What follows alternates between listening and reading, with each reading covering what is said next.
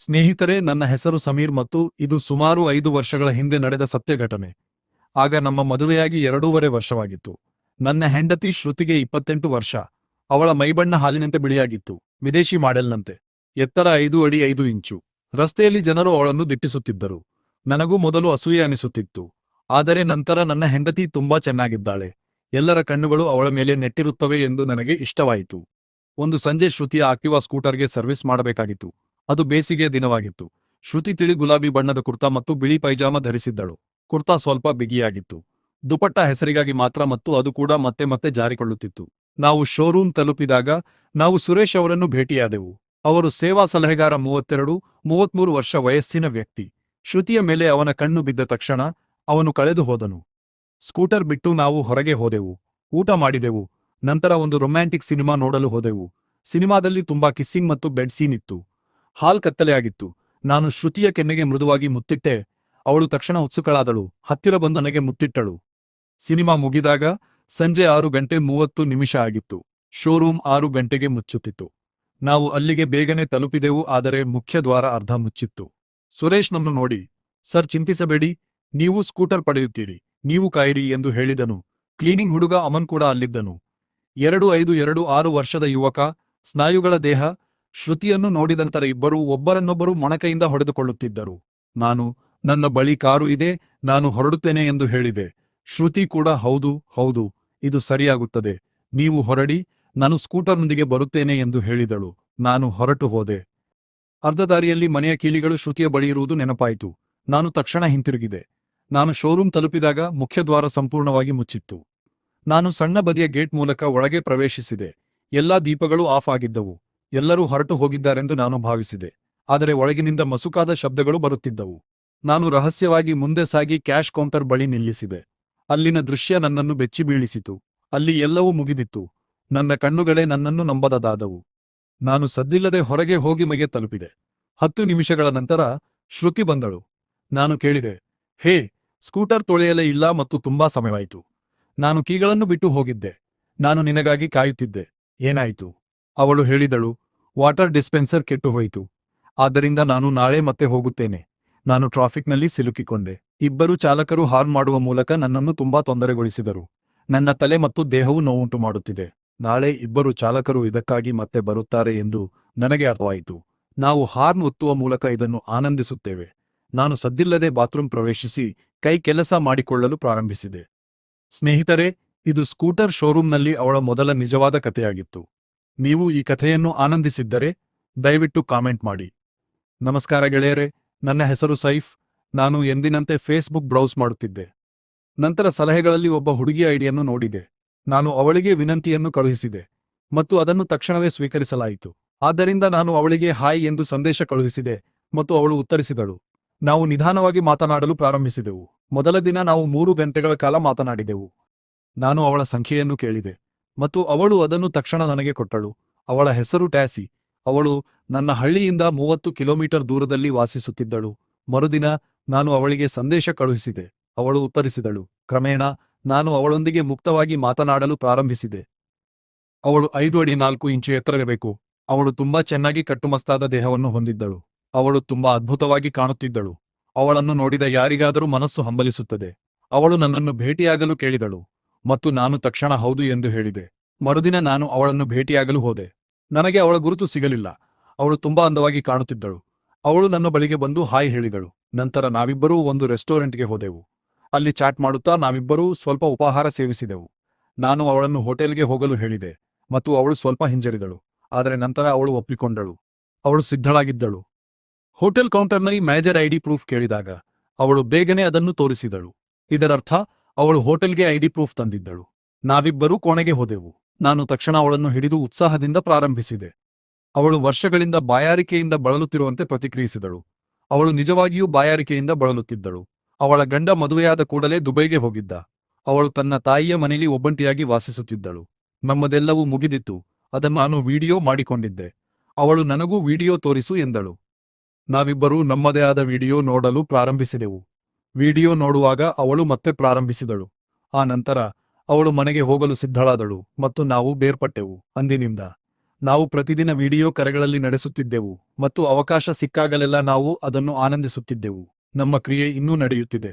ನಮಸ್ಕಾರ ಫ್ರೆಂಡ್ಸ್, ಇದು ನನ್ನ ಮತ್ತು ನನ್ನ ಸ್ನೇಹಿತ ಕಪಿಲ್ ಅವರ ಪತ್ನಿ ಖುಷ್ಬೂ ಅವರ ನೈಜ ಕಥೆ. ನನ್ನ ಹೆಸರು ಕವಿಶ್. ನಾನು ಬಲವಾದ ಮೈಕಟ್ಟು ಹೊಂದಿದ್ದೇನೆ.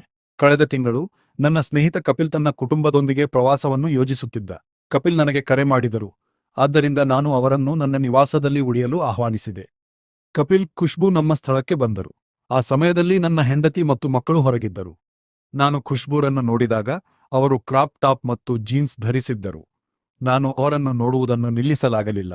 35ನೇ ವಯಸ್ಸಿನಲ್ಲಿ ಅವರು ಅದ್ಭುತವಾಗಿ ಕಾಣುತ್ತಿದ್ದರು. ಅವರನ್ನು ನೋಡಿದಾಗ ನನ್ನ ಹೃದಯದಲ್ಲಿ ವಿಚಿತ್ರವಾದ ಚಲನೆ ಉಂಟಾಯಿತು. ನಮ್ಮ ಮನೆಯ ಮೇಲಿರುವ ಫ್ಲಾಟ್ನಲ್ಲಿ ಅವರಿಗೆ ಉಳಿದುಕೊಳ್ಳಲು ನಾನು ವ್ಯವಸ್ಥೆ ಮಾಡಿದೆ. ನಂತರ ಅವರು ಒಂದು ದಿನ ಪ್ರವಾಸಕ್ಕೆ ಕರೆದೊಯ್ದರು. ನಾನು ನನ್ನ ಮನೆಯಲ್ಲಿ ಊಟ ಮಾಡಿದೆ. ನಾವು ಸಂಜೆ 7 ಗಂಟೆ ಸುಮಾರಿಗೆ ಬಂದೆವು. ಕಪಿಲ್ ಮತ್ತು ನಾನು ಸ್ಕಾಚ್ ಸೇವಿಸುತ್ತಿದ್ದೆವು ಮತ್ತು ನಾನು ಖುಷ್ಬೂ ಅವರಿಗೆ ವೋಡ್ಕಾ ಮೊಜಿಟೋವನ್ನು ತಯಾರಿಸಿದೆ. ಅದನ್ನು ಅವಳು ನಿಜವಾಗಿಯೂ ಆನಂದಿಸಿದಳು. ಮದ್ಯಪಾನದ ಅವಧಿ 3 ಗಂಟೆಗಳ ಕಾಲ ನಡೆಯಿತು ಮತ್ತು ಕಪಿಲ್ 8 ಪಾನೀಯಗಳನ್ನು ಸೇವಿಸಿದರು. ಬಹುತೇಕ ಪ್ರಜ್ಞೆ ತಪ್ಪಿದರು ಮತ್ತು ಅವನು ಸೋಫಾದಲ್ಲಿ ನಿದ್ರಿಸಿದನು. ಖುಷ್ಬೂ ಮತ್ತು ನಾನು ಇನ್ನೂ ಕುಡಿಯುತ್ತಿದ್ದೆವು. ಖುಷ್ಬೂ ಈಗಾಗಲೇ 4 ಪಾನೀಯಗಳನ್ನು ಸೇವಿಸಿದ ಅಮಲಿನಲ್ಲಿದ್ದಳು. ನಾನು ಖುಷ್ಬೂರನ್ನು ಕೇಳಿದೆ, ನಾನು ನಿನಗೆ ಏನಾದರೂ ಹೇಳಬಹುದೇ? ನೀನು ನಿನ್ನ ಫಿಟ್ನೆಸ್ ಅನ್ನು ಚೆನ್ನಾಗಿ ಕಾಯ್ದುಕೊಂಡಿದ್ದೀಯಾ? ಇದನ್ನು ಕೇಳಿ ಅವಳು ನನಗೆ ಧನ್ಯವಾದ ಹೇಳಿ ಸ್ವಲ್ಪ ನಾಚಿದಳು. ಅವಳು, ಅಣ್ಣ, ನಾನು ಸ್ವಲ್ಪ ವ್ಯಾಯಾಮ ಮಾಡುತ್ತೇನೆ ಮತ್ತು ನನ್ನ ಆಹಾರ ಕ್ರಮವನ್ನು ನೋಡಿಕೊಳ್ಳುತ್ತೇನೆ ಎಂದಳು. ನಾವು ಮಾತನಾಡುವ ಹೊತ್ತಿಗೆ 11:00 ಆಗಿತ್ತು. ಉತ್ಸಾಹ ಹೆಚ್ಚಿತ್ತು. ನಾನು ಕೂಡ ಸ್ವಲ್ಪ ತೆರೆದಿದ್ದೆ. ನಾನು ಕೇಳಿದೆ, ನೀನು ಅಹಮದಾಬಾದ್ನಲ್ಲಿ ಸೀರೆಗಳಂತೆ ಸಾಂಪ್ರದಾಯಿಕ ಬಟ್ಟೆಗಳನ್ನು ಧರಿಸುವುದಿಲ್ಲವ? ಅವಳು ಹೇಳಿದಳು, ನಾನು ಅವುಗಳನ್ನು ಧರಿಸುತ್ತೇನೆ, ಹಬ್ಬ ಅಥವಾ ಸಮಾರಂಭ ಇದ್ದಾಗ ಮಾತ್ರ. ನಂತರ ನಾನು ನಿನ್ನನ್ನು ಎಂದಿಗೂ ಸೀರೆಯಲ್ಲಿ ನೋಡಿಲ್ಲ. ನೀನು ಒಂದನ್ನು ಧರಿಸಿ ನನಗೆ ತೋರಿಸಬೇಕೆ? ಅವಳು ನಗಲು ಪ್ರಾರಂಭಿಸಿದಳು ಮತ್ತು ಹೊರಗೆ ಹೋಗುವಾಗ ಯಾರು ಸೀರೆ ತರುತ್ತಾರೆ ಎಂದಳು. ನನ್ನ ಹೆಂಡತಿ ತಾರಿಕಾಳ ಸೀರೆಯನ್ನು ಪ್ರಯತ್ನಿಸಿ ಎಂದೆ. ಅವಳು, ಸರಿ, ನಾನು ಅದನ್ನು ನಾಳೆ ಧರಿಸುತ್ತೇನೆ ಎಂದಳು. ನಾನು ನಾಳೆ ಅಲ್ಲ, ಈಗಲೇ ಎಂದೆ. ಅವಳು ಹಿಂಜರಿದಳು, ಆದರೆ ನಾನು ಪದೇ ಪದೇ ವಿನಂತಿಸಿದ ನಂತರ ಅವಳು ಒಪ್ಪಿಕೊಂಡಳು. ನಾನು ನನ್ನ ಕೋಣೆಗೆ ಹೋಗಿ ತಾರಿಕಾಳ ವಾರ್ಡ್ರೋಬ್ನಿಂದ ತಿಳಿ ಗುಲಾಬಿ ಬಣ್ಣದ ಸೀರೆ ಮತ್ತು ಅದಕ್ಕೆ ಹೊಂದಿಕೆಯಾಗುವ ಪೆಟಿಕೋಟ್ ಬ್ಲೌಸ್ ಅನ್ನು ತಂದೆ. ಅವಳು ಅದನ್ನು ತೆಗೆದುಕೊಂಡು ನಮ್ಮ ಮಲಗುವ ಕೋಣೆಯಲ್ಲಿ ಡ್ರೆಸ್ಸಿಂಗ್ ಕೋಣೆಗೆ ಹೋದಳು. ಸ್ವಲ್ಪ ಸಮಯದ ನಂತರ ಅವಳು ಸೀರೆಯನ್ನು ಚೆನ್ನಾಗಿ ಧರಿಸಿ, ತಿಳಿ ಮೇಕಪ್ ಹಚ್ಚಿಕೊಂಡು, ಕಾಜಲ್ ಮತ್ತು ಗುಲಾಬಿ ಬಣ್ಣದ ಲಿಪ್ಸ್ಟಿಕ್ ಹಚ್ಚಿಕೊಂಡು, ಕೂದಲನ್ನು ತೆರೆದಿಟ್ಟು ಹೊರಗೆ ಬಂದಳು. ನನ್ನ ಕಣ್ಣುಗಳು ಅಗಲವಾಗಿ ತೆರೆದಿದ್ದವು. ಗುಲಾಬಿ ಬಣ್ಣದ ಸೀರೆ, ಬಿಳಿ ಬಣ್ಣದ ಬ್ಲೌಸ್, ಪೆಟಿಕೋಟ್ ಅದ್ಭುತವಾಗಿತ್ತು. ನಾನು, ನೀನು ಸುಂದರಿ ಮತ್ತು ಸೂಪರ್. ನೀನು ತುಂಬಾ ಚೆನ್ನಾಗಿ ಧರಿಸಿದ್ದೀಯ ಎಂದು ಹೇಳಿದೆ. ಅವಳು, ಸೀರೆಯಲ್ಲಿ ಸೌಂದರ್ಯವು ಮೇಕಪ್ನಿಂದ ಮಾತ್ರ ಹೆಚ್ಚಾಗುತ್ತದೆ ಎಂದು ಹೇಳಿದಳು. ನಾನು ಅವಳ ಕಣ್ಣುಗಳನ್ನು ನೋಡುತ್ತಿದ್ದೆ ಮತ್ತು ಮೇಲಿನಿಂದ ಕೆಳಗಿನವರೆಗೆ ಅವಳನ್ನು ಗಮನಿಸುತ್ತಿದ್ದೆ. ನಂತರ ನಾನು ಹತ್ತಿರ ಹೋಗಿ ಅಪ್ಪಿಕೊಂಡೆ. ನಂತರ ಅವಳ ಕೆನ್ನೆಗಳಿಗೆ ಮುತ್ತಿಟ್ಟೆ. ಆ ದಿನ ತುಂಬಾ ಆನಂದದ ದಿನವಾಗಿತ್ತು. ನಾನು ತುಂಬಾನೇ ಎಂಜಾಯ್ ಮಾಡಿದೆ. ಸ್ನೇಹಿತರೇ, ನನ್ನ ಹೆಸರು ಕಿಟ್ಟು. ನನ್ನ ಸ್ನೇಹಿತನ ಹೆಸರು ಅಮಿತ್. ಅವನು ನನ್ನೊಂದಿಗೆ ಕಾಲೇಜಿನಲ್ಲಿ ಓದುತ್ತಾನೆ. ನಮ್ಮ ಪರೀಕ್ಷೆಗಳು ಇದೀಗ ಮುಗಿದಿದ್ದವು, ಆದ್ದರಿಂದ ನಾನು ಮನೆಗೆ ಹೋಗಬೇಕಾಯಿತು. ಆದರೆ ಅಮಿತ್ ನಾಳೆ ಅವನ ಹುಟ್ಟುಹಬ್ಬ ಎಂದು ನನಗೆ ಹೇಳಿದನು. ಆದ್ದರಿಂದ ನಾನು ಅವನ ಹುಟ್ಟುಹಬ್ಬಕ್ಕೆ ಹೋಗಬೇಕಾಯಿತು. ಅಮಿತ್, ಇಂದು ಹಾಸ್ಟೆಲ್ನಿಂದ ನೇರವಾಗಿ ನಮ್ಮ ಮನೆಗೆ ಬನ್ನಿ.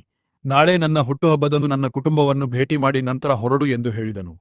ನಾನು ಅವನನ್ನು ನಿರಾಕರಿಸಲು ಸಾಧ್ಯವಾಗಲಿಲ್ಲ ಮತ್ತು ಸಂಜೆ 4 ಗಂಟೆಗೆ ನಾನು ಹಾಸ್ಟೆಲ್ನಿಂದ ನನ್ನ ಬ್ಯಾಗ್ ಅನ್ನು ಪ್ಯಾಕ್ ಮಾಡಿ ಅವನ ಸ್ಕೂಟರ್ನಲ್ಲಿ ಅವನ ಮನೆಗೆ ಬಂದೆ. ಅವನು ಡೋರ್ಬೆಲ್ ಬಾರಿಸಿದನು ಮತ್ತು ಒಬ್ಬ ಮಹಿಳೆ ಬಾಗಿಲು ತೆರೆದಳು. ನಾನು ಅವಳನ್ನು ನೋಡಿದ ತಕ್ಷಣ ದಿಗ್ಭ್ರಮೆಗೊಂಡೆ. ಅವಳು ಎಂತಹ ಸುಂದರಿ, ನಿಜವಾಗಿಯೂ ದೇವತೆ. ಅಂತಹ ಸುಂದರ ಮಹಿಳೆಯನ್ನು ನೋಡಿ ನಾನು ಮೋಡಿಗೊಂಡೆ. ಅಮಿತ್ ತಕ್ಷಣ ನನಗೆ, ಕಿಟ್ಟು, ಇವಳು ನನ್ನ ತಾಯಿ ಎಂದು ಹೇಳಿದನು ಮತ್ತು ಅವನ ತಾಯಿಗೆ, ಅಮ್ಮ, ಇವಳು ಕಿಟ್ಟು ಎಂದು ಹೇಳಿದನು. ಅವನ ತಾಯಿ, ಹೌದು, ನನಗೆ ಗೊತ್ತು ಮಗ, ನೀನು ನನಗೆ ಹೇಳಿದ್ದೀಯ.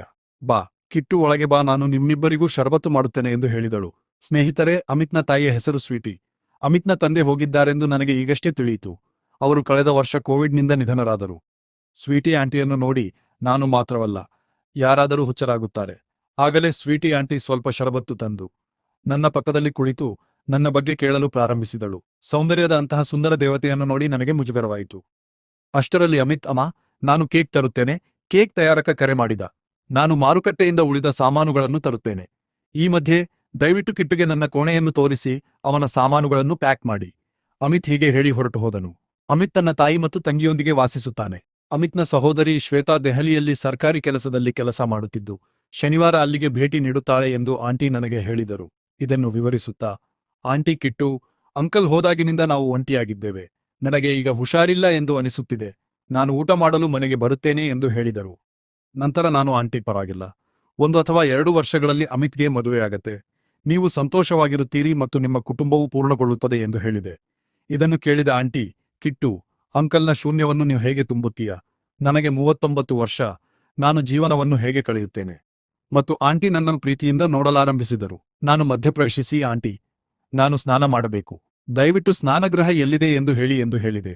ಆಗ ಅವಳು, ಕಿಟ್ಟು, ನನ್ನ ಕೋಣೆಯಲ್ಲಿ ಸ್ನಾನಗೃಹವನ್ನು ಬಳಸ್ಕೋ. ಅಮಿತ್ನ ಸ್ನಾನಗೃಹದಲ್ಲಿ ನೀರಿಲ್ಲ ಎಂದು ಹೇಳಿದಳು ಮತ್ತು ಆಂಟಿ ನನಗಾಗಿ ಒಂದು ಬಕೆಟ್ ನೀರನ್ನು ತುಂಬಿಸಿದಳು. ಅಷ್ಟೊತ್ತಿಗೆ ನಾನು ನನ್ನ ಬಟ್ಟೆಗಳನ್ನು ತೆಗೆದುಕೊಂಡು ಸ್ನಾನಗೃಹಕ್ಕೆ ಹೋಗಿದ್ದೆ. ನಾನು ಸ್ನಾನ ಮಾಡುತ್ತಿದ್ದಾಗ ಆಂಟಿ, ಮಗನೇ, ಬೇಗ ಕೆಂಪು ಗುಂಡಿಯನ್ನು ಒತ್ತಿ. ಟ್ಯಾಂಕ್ ತುಂಬಿದೆ ಎಂದು ಕರೆದಳು. ನನಗೆ ಅಲ್ಲಿ ಯಾವುದೇ ಕೆಂಪು ಗುಂಡಿ ಕಾಣಲಿಲ್ಲ. ನಾನು, ಆಂಟಿ, ಅದು ಎಲ್ಲಿದೆ ಎಂದು ನನಗೆ ತಿಳಿಲ್ಲ ಎಂದು ಹೇಳಿದೆ. ಆದ್ದರಿಂದ ಆಂಟಿ, ಬೇಗ ಬಾಗಿಲು ತೆರೆ. ಶರ್ಮಾ ಅಂಕಲ್ ಮನೆಯಲ್ಲಿ ಟ್ಯಾಂಕ್ ಸಿಂಪಡಿಸಲಾಗುತ್ತಿದೆ ಎಂದು ಹೇಳಿದಳು. ನಾನು ಬೇಗನೆ ಟವಲ್ ಸುತ್ತಿಕೊಂಡು ಬಾಗಿಲು ತೆರೆದೆ ಮತ್ತು ಆಂಟಿ ಮೂಲೆಯಲ್ಲಿ ನಿಂತಾಡುತ್ತಿದ್ದ ಒಂದು ಗುಂಡಿಯನ್ನು ಒತ್ತಿ ನನ್ನನ್ನು ನೋಡಲಾರಂಭಿಸಿದಳು. ಅವಳು ಕೇಳಿದಳು, ಕಿಟ್ಟು, ನೀನು ಜಿಮ್ಗೆ ಹೋಗುತ್ತೀಯಾ? ನಾನು, ಹೌದು ಆಂಟಿ, ಅಂದೆ. ನಂತರ ಅವಳು ನಗುತ್ತಾ, ಹೌದು, ನನಗೆ ಕಾಣುತ್ತಿದೆ ಎಂದಳು. ಅಲ್ಲಿ ಒಂದು ರೌಂಡ್ ಎಲ್ಲವೂ ನಡೆಯಿತು. ನಂತರ ಆಂಟಿ ನನಗೆ ಧನ್ಯವಾದ ಹೇಳಿ, ಕಿಟ್ಟು, ಮೆಡಿಕಲ್ ಸ್ಟೋರ್ನಿಂದ ಗುಟ್ಟಾಗಿ ಕೆಲವು ಮಾತ್ರೆಗಳನ್ನು ತೆಗೆದುಕೊಂಡು ಬಾ. ನನ್ನ ಪ್ರೀತಿ, ನೀನು ಸಾಮಾನುಗಳನ್ನು ಒಳಗೆ ಬಿಟ್ಟು ಬಂದೆ ಎಂದು ಹೇಳಿದಳು. ಆ ರಾತ್ರಿ ಅಮಿತ್ ಮಲಗಿದ ನಂತರ ಮತ್ತೊಮ್ಮೆ ಎಲ್ಲ ನಡೆಯಿತು. ನಂತರ ನಾನು ಮರುದಿನ ಮನೆಗೆ ಹೊರಟೆ ಮತ್ತು ಇಲ್ಲಿಯವರೆಗೆ ನಾನು ಆಂಟಿಯನ್ನು ಹೋಟೆಲ್ನಲ್ಲಿ 4 ರಿಂದ 5 ಬಾರಿ ಭೇಟಿ ಮಾಡಿದ್ದೇನೆ. ಆಂಟಿ ತನ್ನ ಸ್ನೇಹಿತೆಯನ್ನು ಭೇಟಿ ಮಾಡಿಸಿದ್ದಾಳೆ. ನಮಸ್ಕಾರ ಸ್ನೇಹಿತರೆ, ನನ್ನ ಹೆಸರು ಸೂರಜ್. ನಾನು 25 ವರ್ಷ ವಯಸ್ಸಿನವನು. ನನ್ನದೇ ಆದ ಶೈಲಿಯಲ್ಲಿ ನನ್ನ ಜೀವನವನ್ನು ನಡೆಸಲು ನಾನು ಇಷ್ಟಪಡುತ್ತೇನೆ. ಸ್ನೇಹಿತರೆ, ನಾನು ತುಂಬಾ ರೊಮ್ಯಾಂಟಿಕ್ ವ್ಯಕ್ತಿ. ಈ ಕಥೆ ನಾನು ಬಾರ್ನಲ್ಲಿ ಭೇಟಿಯಾದ ಭಾಬಿಯ ಬಗ್ಗೆ, ನಾವು ಹೇಗೆ ಭೇಟಿಯಾದೆವು ಮತ್ತು ನಾನು ಅವಳನ್ನು ಹೋಟೆಲ್ಗೆ ಕರೆದೊಯ್ದು ಹೇಗೆ ಮಾಡಿದೆ ಎಂಬುದರ ಬಗ್ಗೆ. ನಮ್ಮ ಕಂಪನಿಗೆ ಒಬ್ಬ ಕ್ಲೈಂಟ್ ಇದ್ದಾನೆ. ಯಂತ್ರಕ್ಕೆ ಸಂಬಂಧಿಸಿದ ಕೆಲವು ಸಮಸ್ಯೆಗಳನ್ನು ಪರಿಹರಿಸಲು ನಾನು ಅವನ ಬಳಿಗೆ ಹೋಗಬೇಕಾಯಿತು. ನನಗೆ ಅವನೊಂದಿಗೆ ಉತ್ತಮ ಸಂಬಂಧವಿದೆ. ನಮ್ಮ ಆಗಾಗ್ಗೆ ಭೇಟಿಗಳಿಂದಾಗಿ ನಾವು ಸ್ನೇಹಿತರಂತೆ ಆಗಿದ್ದೇವೆ. ಅವನು ಕುಡುಕ, ಹಾಗಾಗಿ ನಾನು ಅಲ್ಲಿಗೆ ಹೋದಾಗಲೆಲ್ಲ ನನ್ನ ಬಾರ್ಗೆ ಕರೆದುಕೊಂಡು ಹೋಗುತ್ತಾನೆ. ಅವನು ನನ್ನನ್ನು ಕುಡಿಸಲು ತನ್ನ ಕೈಲಾದಷ್ಟು ಪ್ರಯತ್ನಿಸುತ್ತಾನೆ, ಆದರೆ ವಿಫಲನಾಗುತ್ತಾನೆ. ಈ ಬಾರಿಯೂ ಅದೇ ಆಯಿತು. ನಾವು ಬಾರ್ಗೆ ಹೋದೆವು. ಅವನು ಕುಡಿಯಲು ಪ್ರಾರಂಭಿಸಿದನು ಮತ್ತು ನಾನು ಸ್ವಲ್ಪ ದೂರದಲ್ಲಿ ಕುಳಿತೆ. ಕುಳಿತಿರುವಾಗ ನಾನು ಒಬ್ಬ ಮಹಿಳೆಯನ್ನು ಗಮನಿಸಿದೆ. ಅವಳು ಸುಮಾರು 2830 ವರ್ಷ ವಯಸ್ಸಿನವಳಂತೆ ಕಾಣುತ್ತಿದ್ದಳು. ಅವಳು ಒಬ್ಬಂಟಿಯಾಗಿ ಕುಳಿತು ಬಿಯರ್ ಕುಡಿಯುತ್ತಿದ್ದಳು. ನಾನು ಎದ್ದು ಅವಳ ಬಳಿಗೆ ಹೋದೆ. ನಾನು ಕುಳಿತುಕೊಳ್ಳಲು ಅನುಮತಿ ಕೇಳಿದಾಗ ಅವಳು ಓಕೆ ಎಂದು ಹೇಳಿದಳು. ಓಕೆ, ದಯವಿಟ್ಟು ಕುಳಿತುಕೊಳ್ಳಿ. ನಾನು ಅವಳ ಎದುರಿನ ಕುರ್ಚಿಯ ಮೇಲೆ ಕುಳಿತೆ. ನಾವು ಸ್ವಲ್ಪ ಔಪಚಾರಿಕ ಸಂಭಾಷಣೆ ನಡೆಸಿದೆವು. ನಂತರ ನಾನು ಅವಳ ಹೆಸರನ್ನು ಕೇಳಿದೆ. ನನ್ನ ಹೆಸರು ಅರ್ವಿನಾ, ಅವಳು ಹೇಳಿದಳು. ಇಲ್ಲಿ ನಾನು ಅವಳ ಬಗ್ಗೆ ಸಂಕ್ಷಿಪ್ತ ಪರಿಚಯವನ್ನು ನೀಡಲು ಬಯಸುತ್ತೇನೆ. ಅವಳ ಪತಿ ಖಾಸಗಿ ಲಿಮಿಟೆಡ್ ಕಂಪನಿಯಲ್ಲಿ ಕೆಲಸ ಮಾಡುತ್ತಾನೆ. ಅವಳು ಸುಮಾರು 5.1 ಅಡಿ ಎತ್ತರವಿರಬೇಕು. ಅವಳು ತುಂಬಾನೇ ಅಂದವಾಗಿದ್ದಳು. ಆ ಸಮಯದಲ್ಲಿ ಅವಳು ಜೀನ್ಸ್ ಮತ್ತು ಟೀ ಶರ್ಟ್ ಧರಿಸಿದ್ದಳು. ಅವಳು ಸಂಪೂರ್ಣವಾಗಿ ಅದ್ಭುತವಾಗಿ ಕಾಣುತ್ತಿದ್ದಳು. ಸಂಭಾಷಣೆ ನಿಧಾನವಾಗಿ ಮುಂದುವರಿಯಿತು. ನಾನು ಅವಳಿಗೆ ಬಿಯರ್ ಆರ್ಡರ್ ಮಾಡಿದೆ. ಅವಳು ಸ್ವಲ್ಪ ಕುಡಿಯುವಂತೆ ತೋರುತ್ತಿತ್ತು. ರಾತ್ರಿಯ ಸಮಯ ಮತ್ತು ವಾತಾವರಣದ ಕಾರಣದಿಂದಾಗಿ ಸ್ವಲ್ಪ ಮಾದಕತೆಯೂ ಇತ್ತು. ಅವಳು ಬಿಯರ್ ಕುಡಿಯುತ್ತಿರುವಾಗ ನಾನು ಅವಳ ಪಕ್ಕದ ಕುರ್ಚಿಗೆ ಬಂದೆ. ನಾವು ಮಾತನಾಡುವುದನ್ನು ಮುಂದುವರಿಸಿದೆವು. ನಿಧಾನವಾಗಿ ನಮ್ಮ ಕಣ್ಣುಗಳು ಭೇಟಿಯಾಗಿ ನಿಂತವು. ಅವಳ ಕೈಯಲ್ಲಿ ಬಿಯರ್ ಗ್ಲಾಸ್ ಕೂಡ ನಿಂತಿತ್ತು. ಬಾರ್ಗಳಿಗೆ ಹೋಗುವ ಜನರಿಗೆ ಬಾರ್ಗಳಲ್ಲಿ ಬೆಳಕು ಮಂದವಾಗಿದೆ ಎಂದು ತಿಳಿದಿದೆ. ಇದರ ಲಾಭವನ್ನು ಪಡೆದುಕೊಂಡು ನಾನು ನನ್ನ ಕೈಚಳಕ ಆರಂಭಿಸಿದೆ. ಅವಳ ಗಮನ ಬೇರೆಗೆ ತಿರುಗಿತು ಮತ್ತು ಅವಳು ತನ್ನ ಬಿಯರ್ ಅನ್ನು ಮತ್ತೆ ಕುಡಿಯುವುದನ್ನು ಪ್ರಾರಂಭಿಸಿದಳು. ಅವಳು ವಿರೋಧಿಸದಿದ್ದಾಗ ನಾನು ಆಟ ಮುಂದುವರೆಸಿದೆ. ಅವಳು ಅದಕ್ಕೆ ಸ್ಪಂದಿಸಿದಳು. ಆಗಲೇ ನನ್ನ ಕಕ್ಷಿದಾರರಿಂದ ನನಗೆ ಕರೆ ಬಂದಿತು. ನೀವು ಎಲ್ಲಿದ್ದೀರಿ? ಹೋಗೋಣ. ಹೊರಡುವ ಮೊದಲು ನಾನು ಆ ಮಹಿಳೆಗೆ ನನ್ನ ಹೋಟೆಲ್ನ ಹೆಸರು ಮತ್ತು ಅವಳ ಕೋಣೆಯ ಸಂಖ್ಯೆಯನ್ನು ಹೇಳಿದೆ. ಹೋಟೆಲ್ ಬಾರ್ನಿಂದ ಸ್ವಲ್ಪ ದೂರದಲ್ಲಿ ಇರಲಿಲ್ಲ. ನಾನು ಅವಳ ಫೋನ್ ಕೇಳಿದೆ ಮತ್ತು ಅವಳ ಫೋನ್ನಿಂದ ಮಿಸ್ಡ್ ಕಾಲ್ ನೀಡಿದೆ. ನಂತರ ನಾನು ಹೊರಟೆ. ನಾನು ಈಗಾಗಲೇ ಬೆಂಕಿ ಹಚ್ಚಿದ್ದೆ. ನಾನು ಮಾಡಬೇಕಾಗಿರುವುದು ಅದನ್ನು ನಂದಿಸುವುದು. ನಾವು ಹೊರಟೆವು. ನಾವು 5 ನಿಮಿಷಗಳಲ್ಲಿ ಕಾರಿನಲ್ಲಿ ಹೋಟೆಲ್ ತಲುಪಿದೆವು. ನನ್ನ ಕಕ್ಷಿದಾರ ನನ್ನನ್ನು ಹೋಟೆಲ್ನಲ್ಲಿ ಇಳಿಸಿ ಅವನ ಮನೆಗೆ ಹೋದನು. ನಾನು ಅವಳಿಗೆ ಕರೆ ಮಾಡಿ ಬರಲು ಹೇಳಿದೆ. ನಾನು ಬರುತ್ತಿದ್ದೇನೆ, ಅವಳು ಹೇಳಿದಳು. ಅವಳು ತನ್ನ ಕಾರಿನಲ್ಲಿ ಹೋಟೆಲ್ಗೆ ಬಂದಳು. ಅವಳು ಹೋಟೆಲ್ಗೆ ಬಂದು ನನ್ನ ಕೋಣೆಯ ಹೊರಗೆ ಡೋರ್ಬೆಲ್ ಬಾರಿಸಿದಳು. ನಾನು ಬಾಗಿಲು ತೆರೆದು ಅವಳನ್ನು ಒಳಗೆ ಸ್ವಾಗತಿಸಿದೆ. ಬಾರ್ನಿಂದ ಹೊರಡುವಾಗ ನಾನು ಅವಳಿಗೆ ಒಂದು ಬಾಟಲ್ ಬಿಯರ್ ಖರೀದಿಸಿದ್ದೆ. ನಾನು ಮೊದಲು ಅವಳಿಗೆ ಒಂದು ಗ್ಲಾಸ್ ಬಿಯರ್ ನೀಡಿದ್ದೇನೆ. ನಂತರ ನಾನು ಕೋಣೆಯ ದೀಪಗಳನ್ನು ಆಫ್ ಮಾಡಿ ಟೇಬಲ್ ಲ್ಯಾಂಪ್ ಅನ್ನು ಮಾತ್ರ ಆನ್ ಮಾಡಿದ್ದೇನೆ. ನಾನು ಟಿವಿಯಲ್ಲಿ ಸಂಗೀತ ಚಾನೆಲ್ ಅನ್ನು ಹಾಕಿದೆ. ರಾತ್ರಿಯಲ್ಲಿ ನುಡಿಸುವ ಹಾಡುಗಳು ಸಹ ರೊಮ್ಯಾಂಟಿಕ್ ಆಗಿದ್ದವು. ನಾವು ಬಿಯರ್ ಕುಡಿಯುತ್ತಾ ಮಾತನಾಡಲು ಪ್ರಾರಂಭಿಸಿದೆವು. ನಾವು ಯಾವಾಗ ಪ್ರಾರಂಭಿಸಿದೆವು ಎಂದು ನಮಗೆ ತಿಳಿದಲಿಲ್ಲ. ನಾವಿಬ್ಬರೂ ಹಾಸಿಗೆಯ ಮೇಲೆ ಕುಳಿತಿದ್ದೆವು. ಎಲ್ಲವೂ ಮುಗಿದಿತ್ತು. ನಂತರ ಅವಳು ಸಿದ್ಧಳಾದಳು. ಉಳಿದ ಬಿಯರ್ ಅನ್ನು ಮುಗಿಸಿದೆವು. ನಾಳೆ ಸಿಗೋಣ ಎಂದು ಅವಳು ಹೇಳಿ ಹೊರಟು ಹೋದಳು. ಅದರ ನಂತರ ನಾನು ಭೋಜನವನ್ನು ಆರ್ಡರ್ ಮಾಡಿದೆ. ನಾನು ಇಂದು ಮಲಗಿದೆ. ಈಗ ನಾನು ಅಲ್ಲಿಗೆ ಹೋಗಬೇಕಾಗಲೆಲ್ಲ ಅವಳು ಯಾವಾಗಲೂ ಭೇಟಿ ನೀಡಲು ಬರುತ್ತಾಳೆ. ನಮ್ಮ ನಡುವಿನ ಭೇಟಿ ಪುನರಾವರ್ತನೆಯಾಗುತ್ತದೆ. ನಾನು ಮದುವೆಯಾಗಿ ಸುಮಾರು 3 ವರ್ಷಗಳು ಕಳೆದಿದ್ದವು ಮತ್ತು ನನ್ನ ವೈವಾಹಿಕ ಜೀವನವು ಸರಾಗವಾಗಿ ನಡೆಯುತ್ತಿತ್ತು. ನಾ ಹೆಂಡತಿಯು ಬಹುರಾಷ್ಟ್ರೀಯ ಕಂಪನಿಯಲ್ಲಿ ಕೆಲಸ ಮಾಡುತ್ತಿದ್ದಳು. ಆದರೆ ಅವಳ ವಾರದ ರಜೆ ಭಾನುವಾರ ಮಾತ್ರ. ಆದರೆ ನನ್ನದು ಶನಿವಾರ ಮತ್ತು ಭಾನುವಾರವಾಗಿತ್ತು. ಒಂದು ಶುಕ್ರವಾರ ನಾನು ಕಚೇರಿಯಲ್ಲಿದ್ದಾಗ ನನಗೆ ಕರೆ ಬಂತು. ಜಿಜು, ನೀನು ನನ್ನ ಗುರುತಿಸಿದ್ದೀಯಾ? ನನಗೆ ಅತ್ತಿಗೆಯೂ ಇಲ್ಲ. ಹಾಗಾದರೆ ಈ ಹೊಸ ಅತ್ತಿಗೆ ಎಲ್ಲಿಂದ ಬಂದಿದ್ದಾಳೆ ಎಂದು ನಾನು ಆಶ್ಚರ್ಯಪಡುತ್ತಿದ್ದೆ. ನಾನು, ಕ್ಷಮಿಸಿ, ನಾನು ನಿನ್ನನ್ನು ಗುರುತಿಸಲಿಲ್ಲ ಎಂದು ಹೇಳಿದೆ. ಅವಳು, ಜೀಜು, ನೀನು ನನ್ನನ್ನು ಗುರುತಿಸಲಿಲ್ಲವೇ ಎಂದು ಹೇಳಿದಳು. ಆಗ ಅದು ಅಮಿಷಾಳ ಧ್ವನಿ ಎಂದು ನನಗೆ ಅನಿಸಿತು. ಅವಳು ನನ್ನನ್ನು ಜಿಜು ಎಂದು ಸಂಬೋಧಿಸುವ ಶೈಲಿ ನನ್ನ ಮನಸ್ಸಿನಲ್ಲಿ ಒಂದು ಬೆಳಕನ್ನು ಹೊತ್ತಿಸಿತು. ಅಮಿಷಾ ಪದವಿ ಪಡೆಯುವ ಸಮಯದಲ್ಲಿ ನನ್ನ ಹೆಂಡತಿಯ ರೂಮ್ಮೇಟ್ ಆಗಿದ್ದಳು ಮತ್ತು ಅವಳ ಜೂನಿಯರ್ ಕೂಡ ಆಗಿದ್ದಳು. ಅವಳು ಆಗಾಗ್ಗೆ ನಮ್ಮನ್ನು ಭೇಟಿ ಮಾಡಲು ಬರುತ್ತಿದ್ದಳು. ಆದರೆ ಅವಳು ಇಷ್ಟು ಹಠಾತ್ತನೆ ಕರೆ ಮಾಡುತ್ತಾಳೆಂದು ನನಗೆ ತಿಳಿದಿರಲಿಲ್ಲ. ನನ್ನ ಹೆಂಡತಿ ಅವಳ ಬಗ್ಗೆ ಹೇಳಿದ್ದಳು. ಒಬ್ಬ ಹುಡುಗ ತನ್ನ ಸೋದರ ಸಂಬಂಧಿ ಎಂದು ಹೇಳಿಕೊಂಡು ಹಾಸ್ಟೆಲ್ನಲ್ಲಿ ಅವಳನ್ನು ಭೇಟಿ ಮಾಡುತ್ತಾನೆ ಎಂದು. ನನ್ನ ಹೆಂಡತಿ ಅವಳಿಗೆ ಸಂಬಂಧವಿದೆ ಎಂದು ಅನುಮಾನಿಸಿದಳು. ಆದರೆ ನನಗೆ ಅವಳ ವೈಯಕ್ತಿಕ ಜೀವನದ ಬಗ್ಗೆ ಹೆಚ್ಚು ತಿಳಿದಿರಲಿಲ್ಲ. ಅಧ್ಯಯನ ಮಾಡುವ ಬದಲು ಅವಳು ಯಾವಾಗಲೂ ದಪ್ಪ ಇಂಗ್ಲಿಷ್ ಕಾದಂಬರಿಗಳನ್ನು ಓದುತ್ತಿದ್ದಳು ಮತ್ತು ಸಾಂದರ್ಭಿಕವಾಗಿ ನನ್ನೊಂದಿಗೆ ಚೆಲ್ಲಾಟವಾಡುತ್ತಿದ್ದಳು. ನಾನು ಅವಳಿಗೆ, ಓಹ್ ಅತ್ತಿಗೆ, ನೀವು ಇಂದು ನನ್ನನ್ನು ಹೇಗೆ ನೆನಪಿಸಿಕೊಂಡಿದ್ದೀರಿ? ಮದುವೆಯ ನಂತರ ಅವಳು ನನ್ನ ಹೆಂಡತಿಯೊಂದಿಗೆ ಯಾವುದೇ ಸಂಪರ್ಕವನ್ನು ಹೊಂದಿರಲಿಲ್ಲ. ಆದರೆ ಅವಳು ಇನ್ನೂ ಕಾಲೇಜು ದಿನಗಳ ನನ್ನ ಮೊಬೈಲ್ ಸಂಖ್ಯೆಯನ್ನು ಹೊಂದಿದ್ದಳು. ಆದ್ದರಿಂದ ಅವಳ ಬಳಿ ನನ್ನ ಸಂಖ್ಯೆ ಇತ್ತು. ಆಗ ಫೇಸ್ಬುಕ್ ಅಷ್ಟೊಂದು ಜನಪ್ರಿಯವಾಗಿರಲಿಲ್ಲ. ನಾನು ಅವಳನ್ನು ಕೇಳಿದೆ, ನೀವು ಯಾವಾಗ ಬರುತ್ತೀರಿ? ಅವಳು ಹೇಳಿದಳು, ಶನಿವಾರ ಬೆಳಿಗ್ಗೆ ನನಗೆ ಸಂದರ್ಶನವಿದೆ ಮತ್ತು ನಾನು ನೇರವಾಗಿ ಕಂಪನಿಯ ಕಚೇರಿಗೆ ಹೋಗುತ್ತೇನೆ. ನಾನು ಬಿಡುವಿದ್ದಾಗ ನಿನ್ನೊಂದಿಗೆ ಮಾತನಾಡುತ್ತೇನೆ. ನಾನು ನನ್ನ ತಂಗಿಯನ್ನು ಸಹ ಭೇಟಿಯಾಗಬೇಕು. ನಾನು ಅವಳೊಂದಿಗೆ ಮಾತನಾಡದೆ ಸ್ವಲ್ಪ ಸಮಯವಾಗಿದೆ.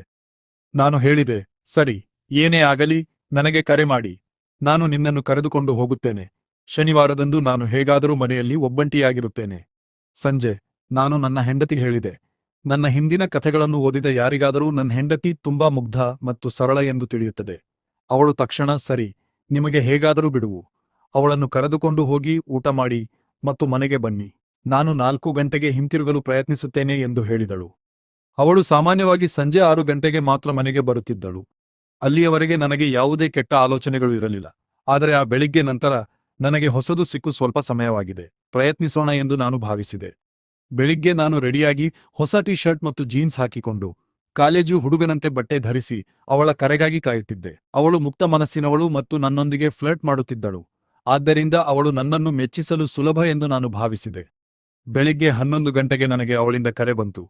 ನಾನು ಈಗ ಬಿಡುವಾಗಿದ್ದೇನೆ ಮತ್ತು ಕಂಪನಿಯು ಫಲಿತಾಂಶಗಳಿಗಾಗಿ 1 ವಾರ ಕಾಯಲು ನನ್ನನ್ನು ಕೇಳಿದೆ. ನಾನು ಕೆಳಗೆ ನಿಂತಿದ್ದೇನೆ. ನಾನು ಅವಳು ನನಗೆ ನೀಡಿದ ವಿಳಾಸಕ್ಕೆ ಹೋದೆ.